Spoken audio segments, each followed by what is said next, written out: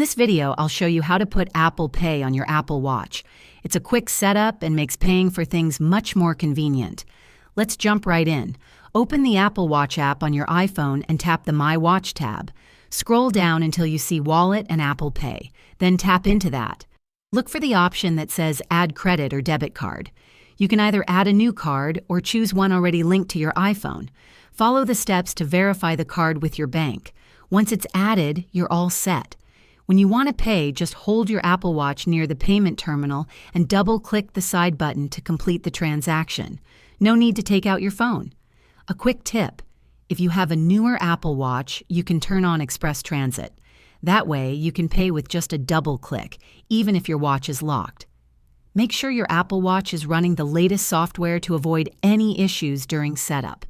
If this helped you out, let me know in the comments and be sure to like and subscribe for more useful tips like this. See you next time.